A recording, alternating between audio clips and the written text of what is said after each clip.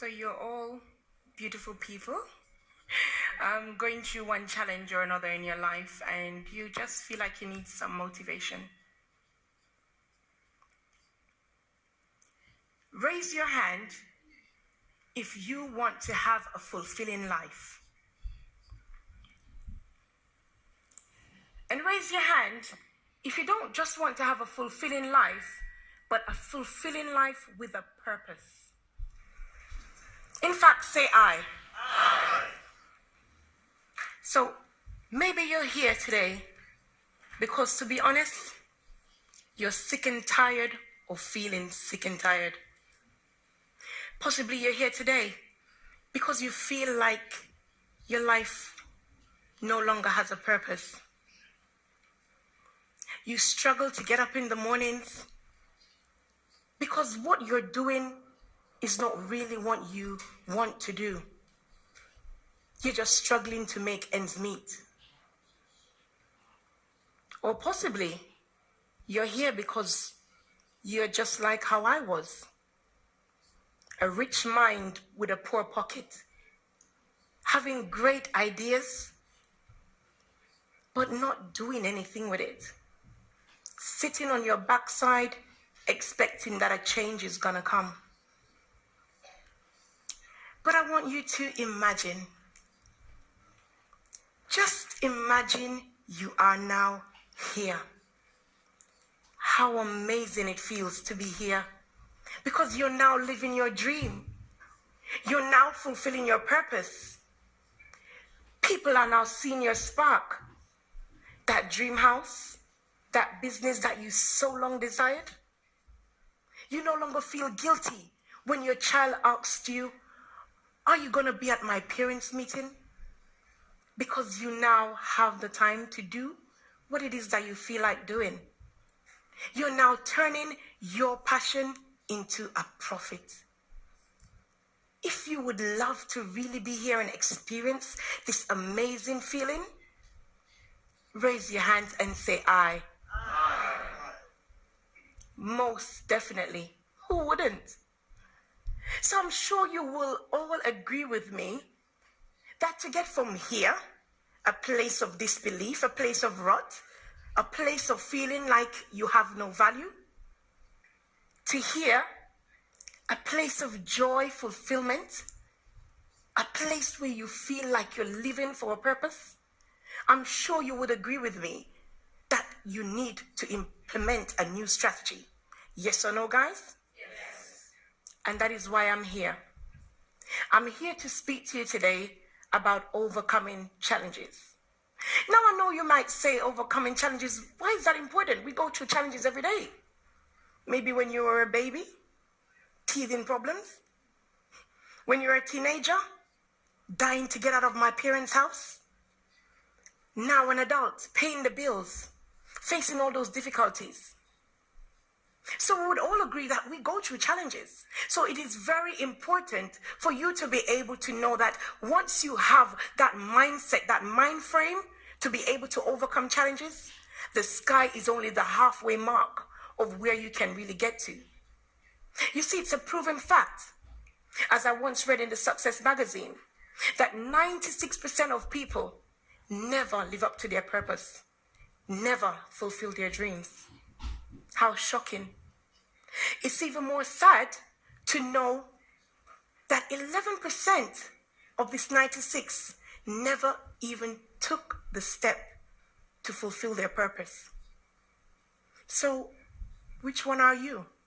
Are you a part of the 11% that takes the step? Or are you a part of the 85 that did nothing? But what is even more surprising is that there's some people that are here, that 11%, that decide that I no longer want to be here. And I'm sure many of you can resonate with that. And they go on the journey to achieve that success. And they hit the brick wall called challenge. And they decide to say, you know what, let me back up a bit. I don't think I like how that feels, so let me remain in my comfort zone. And they give up.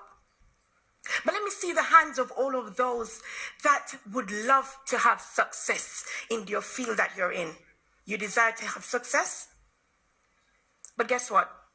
Is success as easy as the way you just put your hand up?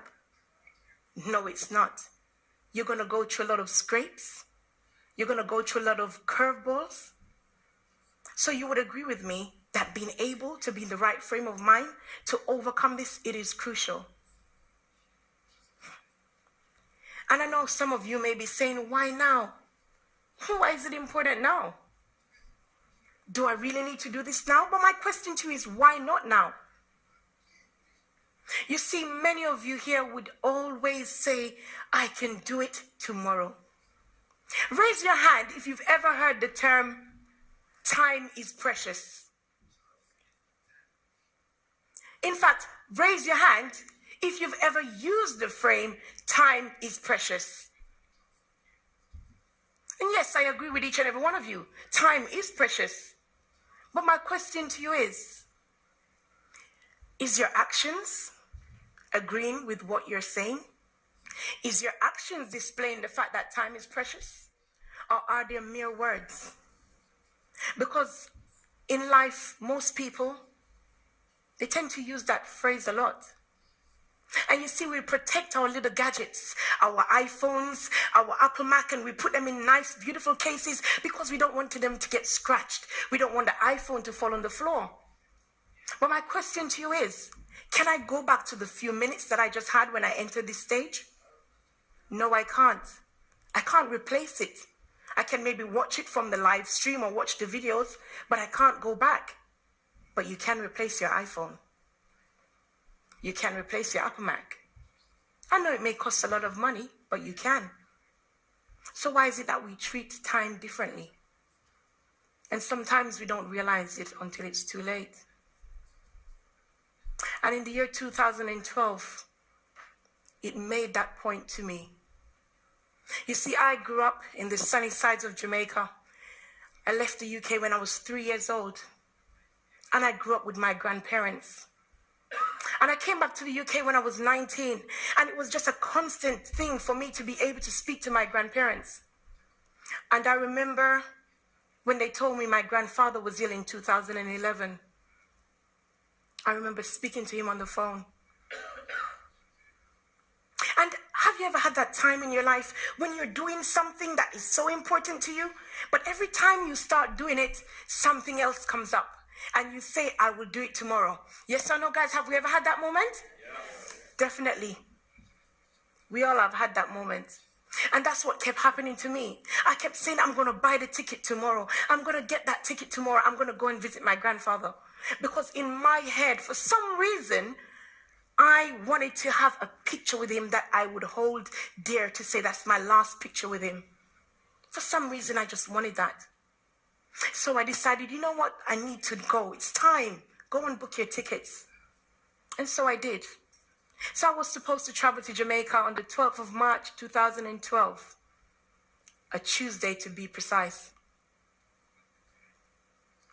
And then the phone rang on Saturday, the 10th of March. On the 10th of March, around 1 p.m., I got the phone call that changed my life, that changed my perspective forever.